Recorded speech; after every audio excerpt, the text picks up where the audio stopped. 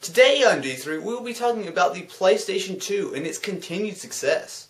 So this morning I was reading an article on Kotaku, which you guys can check out in the description of this video, talking a little bit about how the PlayStation 2 is still selling hugely. In fact, some quarters it's actually selling more than the PSP. Now don't get me wrong, I really firmly believe that the PlayStation 2 is probably one of the greatest consoles of all time.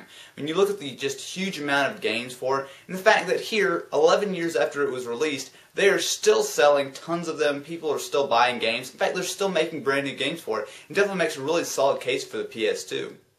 Part of the reason why the PS2 is still so successful, in my opinion, is the fact that it is only $99. For that $99, you get, of course, a DVD player, as well as a system that can play PS1 and PS2 games.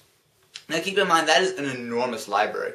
The PlayStation 1 still has some excellent titles. Of course, you can play them all on the PS2. And in addition to that, you find all kinds of PlayStation 2 games that are very cheap. There's no doubt in my mind whatsoever that the PS2 has been the most successful console ever. And I really like it. I mean, obviously everyone loves the PS2. It had so many great games. It was such a really just good console. So I'm really glad to see it continuing to do really well. So definitely, guys, let me know in the comments below. What do you think about this? Do you think the PS2 really should keep going like this? Do you think if Sony decided to, hey, flip a switch, turn on PS2 backwards compatibility to PlayStation 3 tomorrow, do you think that the PlayStation 2 sales would just drop off? Or do you think that there's a legitimate market for this? Definitely let me know in the comments below.